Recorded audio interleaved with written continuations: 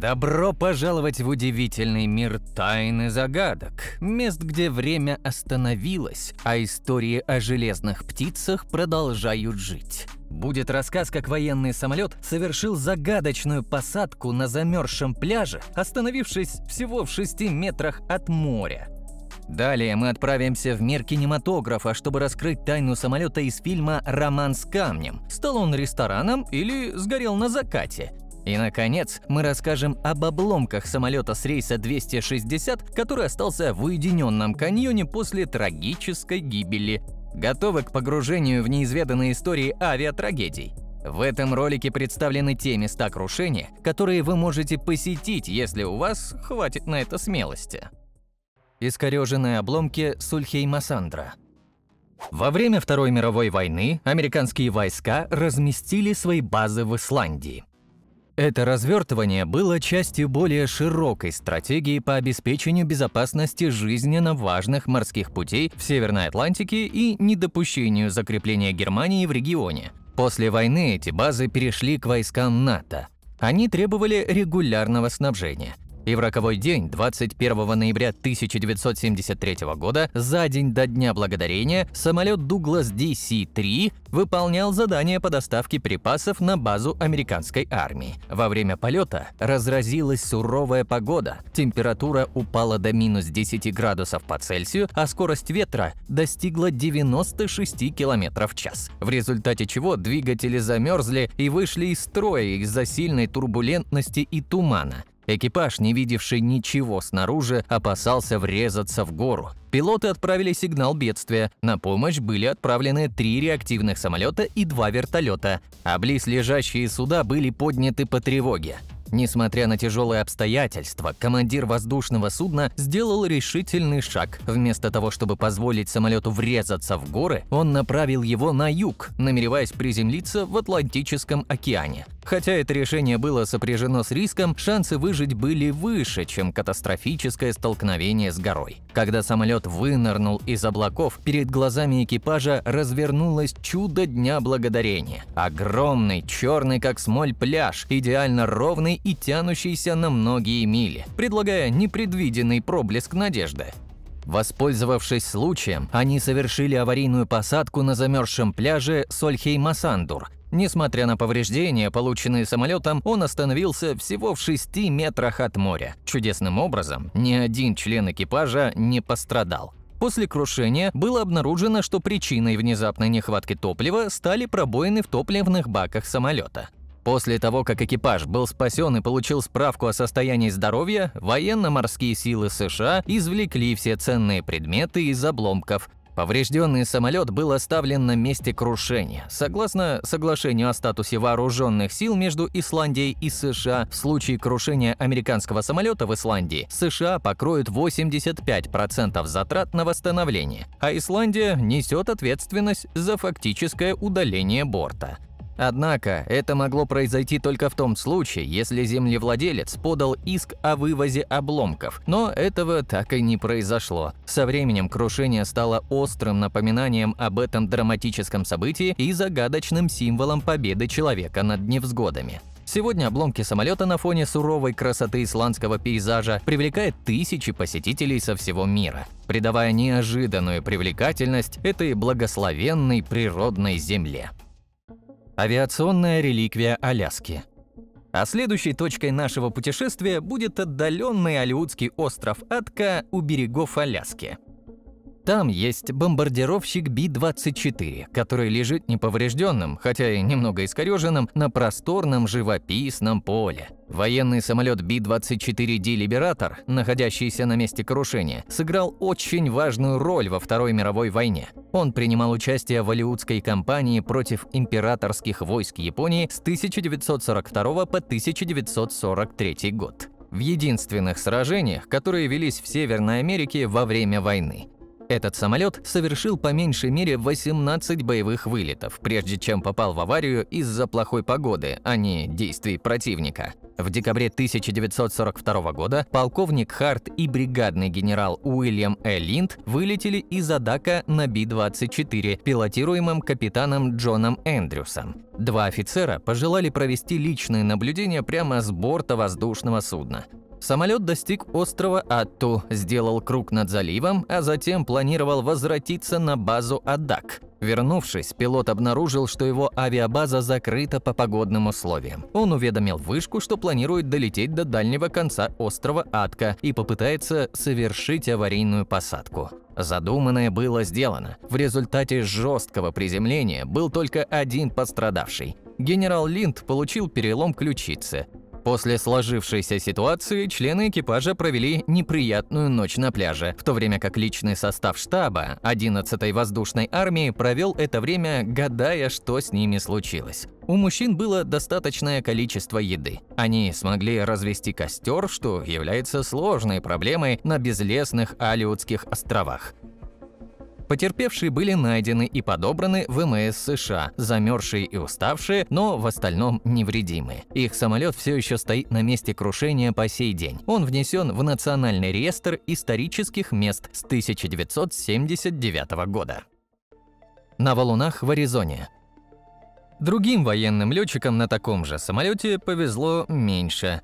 Недалеко от пика Хамфри, самой высокой точки штата Аризона, до сих пор можно найти спрятанные останки самолета, катастрофа, в которой погибли 8 человек. Алюминиевые детали воздушной машины являются своего рода памятником трагедии. Ночью 25 сентября 1944 года бомбардировщик Би-24D «Либератор» армейского корпуса США врезался в поле из валунов. История гласит, что погода во время этого тренировочного полета была очень облачной. Экипаж неверно оценил свое расположение в воздухе, оказавшись на 25 километрах севернее воздушной трассы, где они должны были лететь. Самолет врезался прямо в пик, который находился на высоте примерно 3500 метров. Все, кто находился на борту, погибли в результате крушения.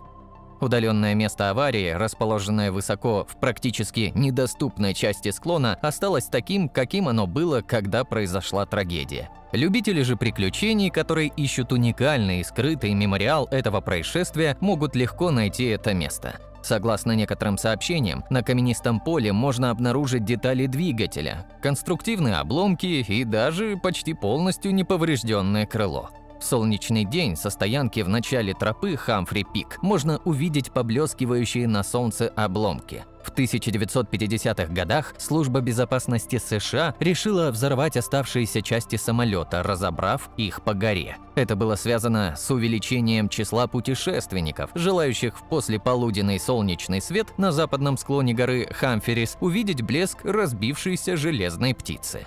Туристы, желающие найти обломки, должны делать это на свой страх и риск. Очевидно, что найти их не так-то просто, а переход через поле валунов может быть довольно опасным. Однако те, кто это сможет, будут допущены к одному из самых отдаленных мемориалов в стране.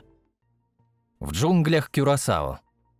Но первым пунктом в списке каждого бесстрашного исследователя должно стать обнаружение разрушенного самолета, спрятанного в тропической местности, как это было в фильме «Роман с камнем». Там герои натыкаются на обломки самолета, который медленно разрушается под воздействием сил природы. Точно такой самолет ждет своего часа на Карибском острове Кюрасао. Примерно в получасе езды к югу от столицы Вильямстада у подножия южных гор находятся останки самолета Air Aruba P-4 YSA. Забравшись внутрь, обнаруживаешь, что все сиденья исчезли, но двери и следы авиакомпании все еще есть. На верхних панелях видны старые лампы для чтения и кнопки вызова стюардессы. На полу среди брошенных аварийных кислородных масок разбросаны таблички с номерами рядов сидений. При осмотре разрушенного фюзеляжа кажется, что самолет рухнул в тропические джунгли десятилетия назад, и все признаки присутствия пассажиров просто исчезли. Осторожно продвигаясь по оголенным стойкам фюзеляжа к кабине пилота, где сейчас обитают осы и розовые цветы джунглей, вы видите, что большая часть оборудования все еще на месте. Высотомеры, циферблаты давления воздуха, бесчисленные электрические переключатели и манометры топливного насоса в том виде, в каком их оставил пилот. Переднее стекло разбито, из-за чего внутри разрушенной кабины выросли виноградные лозы и пальмовые листья. У самолетов NAMS WS-11 в целом довольно обреченная история. Из 182 первоначально построенных в Японии, с более чем 20 самолетами произошли аварии с повреждением корпуса, в результате которых погибло более 260 человек. История этих самолетов полна вынужденных посадок и вылетов за пределы взлетно-посадочной полосы. На данный момент бывший самолет компании Air Aruba постепенно превращается в руины, поскольку вокруг него медленно растет тропический лес. Но это еще не все о нем.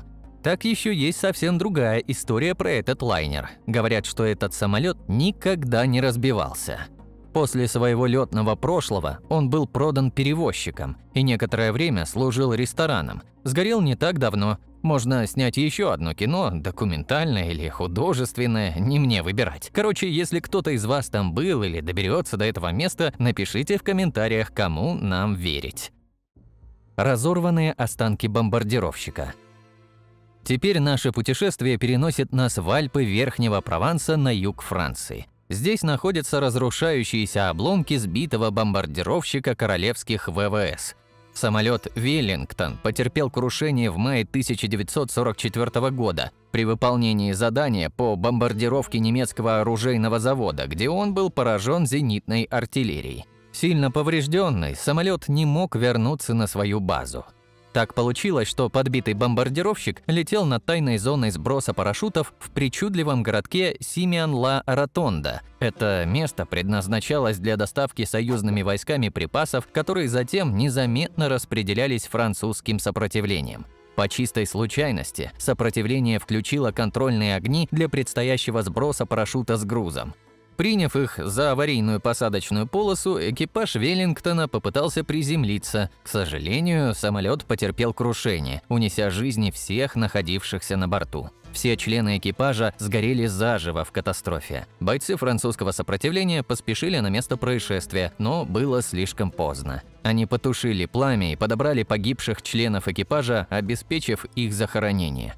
После войны эти герои были перезахоронены на официальном военном кладбище. Сегодня гости города Симеан-ла-Ротонда могут отдать дань уважения у специального мемориала. Он посвящен доблестным бойцам сопротивления и включает особую дань уважения экипажу Веллингтона. Фрагмент обломков самолета вместе с именами его пилота и членов экипажа является острым напоминанием о той роковой ночи. Обломки рейса 260 TWA. А теперь я расскажу о самой многочисленной трагедии из моего видео. В уединенном каньоне, спрятанном в пике Сандия, недалеко от Нью-Мексико, установлен знак и обломки в память о крушении рейса 260 авиакомпании Trans World Airlines в 1955 году. В 7:05 утра 19 февраля рейс вылетел из аэропорта Альбукерке. На борту находились 13 пассажиров и обычный экипаж из 3 человек. Это был самолет Martin 404 Skyliner, популярный в то время двухмоторный тип с насосовым колесом. По плану полета он должен был долететь до Санта-Фе. Полет был регулярным, самолет проверенным, капитан налетал 1000 часов. Погода этим утром была необычно пасмурной. Тяжелые тучи с дождем и снегом закрыли небо на севере. Сильные ветры бушевали на поверхности земли. Были видны нижние предгорья на востоке, но горы Сандия нет. Высота полета была значительно ниже высокого хребта Сандия Маунтинс. Поскольку видимость была нулевой, полет должен был проходить в режиме по приборам. Пилоты почти ничего не видели через стекла. Через 7 минут после взлета диспетчерская служба связалась с 260-м рейсом, чтобы подтвердить их местоположение. Ответа не последовало. К тому времени пилоты резко накренили свой скайлайнер и задрали нос, чтобы врезаться в скалистую вершину гор. Через несколько минут поступило сообщение о задержке рейса в Санта-Фе. Немедленно начались масштабные поиски, за которыми последовали годы расследований.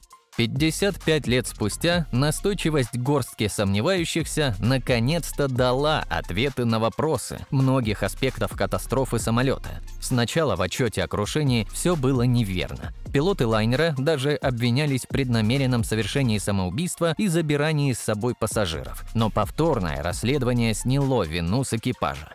Крушение было списано на известную проблему конструкции основного оборудования на борту этого самолета и других самолетов того времени. Национальный совет по безопасности на транспорте назвал причиной крушения отказ навигационных приборов. Хотя тела жертв были извлечены, большая часть механических обломков остается на месте, а также табличка с подробностями катастрофы, именами и родными городами жертв. Место крушения расположено в узком ущелье недалеко от вершины горы.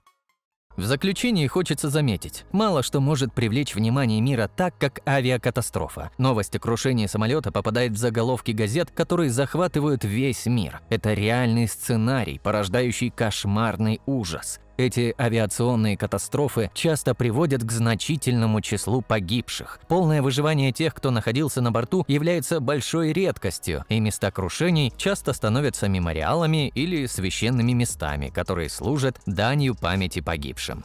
В мире существует множество загадочных мест, где до сих пор лежат обломки самолетов с историями, заставляющими задуматься. А вам, друзья, предлагаю подумать над возможностью попасть в нашу команду. Если вы владеете навыками видеомонтажа, можете озвучивать ролики на русском, английском и других языках, или же пишете интересные сценарии, мы будем рады с вами поработать. Пишите в нашего телеграм-бота, ссылка будет в описании. Не забывайте также подписываться на канал, ставить лайки этому видео и до встречи в следующих видеороликах. Пока!